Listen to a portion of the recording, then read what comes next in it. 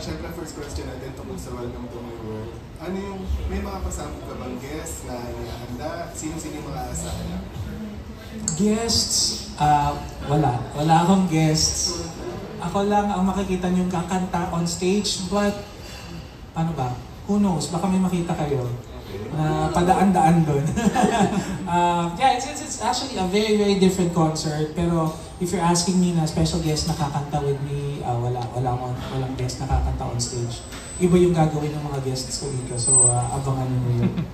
So may guest, pero may iba silang gagawin? Yes. Hindi yung usual na papasok sa stage.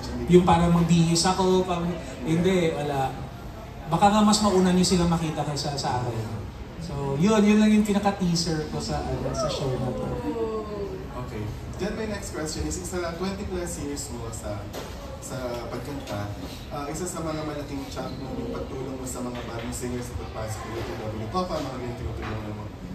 How's your relationship with W Copa and paano mo tinutuloy yung ganitong advocacy mo na tumulong sa mga bago? Well, I try my best to pay it forward.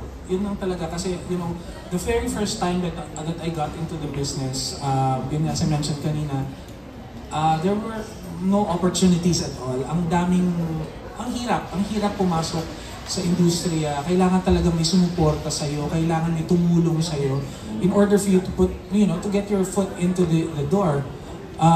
And I've experienced that, na ang hirap talaga na parang, sige, we'll call you, don't call us. Yung ganon. And I really don't want these kids to experience that kasi ang sakit, masakit siya, and it's very demoralizing na parang ayaw nila sa akin. But if you have that talent kasi, you just need that one person to tell you that you are good. And that one person to pave the way for you. And that's what I want to do. Ayoko silang ma-demoralize or ma-trauma sa mga rejections. So, I try my best to help all these young ones, especially the ones who really dream of getting into the business, who have the talent, who have the heart and the passion na gustong mag-perform.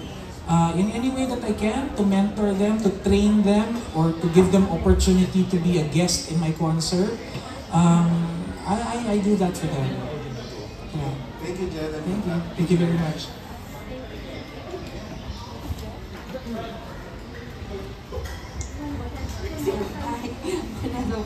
Hello po, Sir Jed. Hello. I'm Nika from Investment Push. I would like to ask lang po, what's the greatest, out of the 2 decades that you've been in the industry, what's the greatest lesson that you have learned and the biggest piece of advice that you wanted to say sa mga papasok pa lang po sa industry? Biggest lesson is that nobody is indispensable. Kahit anong galing mo pa, there will be always somebody better than you. There will be always somebody younger than you. There will always be somebody more talented than you. So yun talaga, you have to be at the top of your game pa din. Kasi yun nga, you can be replaced anytime. So, be good. Be good at what you do, not just your craft, but be good as a person in general. And yung pinaka-advice ko sa mga gustong pumasok at mga nandito na sa industriya, number 1, of course, you have to love your job. You have to love your job. And number 2, you have to love the people you're working with. You have to love the people you're working with kasi hoda, boss pa yan, o nagtitimpla ng kape ninyo, or tumatawag sa inyo sa dressing room ninyo. You have to have the equal respect for all these people because sila din ang, alam niyo yung word of mouth kasi is very powerful. Kasi kahit anong galing mo, kung masama ugali mo sa mga maliliit na mga tao, maliliit meaning, people who are behind the scenes, pwede ka nilang siraan. Pwede ka nilang sabihin, ay wag na lang yan, magaling nga yan, pero sama ng ugali. So, it can happen. So, regardless of who they are, what their status is, be nice to everybody you work with. Kasi, you go a long way. Last question ko na lang po. Besides the upcoming concert, is there an album, new music that you wanted to share to us? Then, na-miss mo namin yung mga kantahan. Oh, yes.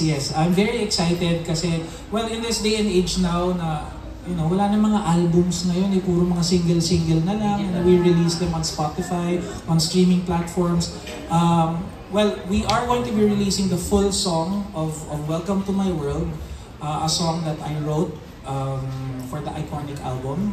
And now, dinagdagan ko siya ng mga verses, and it's a full song now, and it was produced by, of course, Jonathan Manalo. And on July 5, I will be releasing a brand new song. And a brand new song with a brand new sound.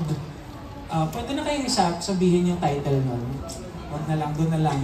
Doon na lang because it's very funny because people always tell me that my songs are the happy, kakilig-kilig ng mga songs. But this one, okay, I'm gonna give you a clue. It's about a bad breakup, a separation, and you're being sarcastic to that person.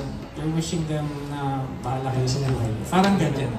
So it's something like that. Na na-experience naman natin lahat, di ba? Parang yung bitterness natin. Let's accept it, human as we are. Hindi pwedeng sabihin, mag-move on ka na. Well, we move on, but meron tayong mga andun pa rin, di ba? So it's going to be, released through a song. Breakup song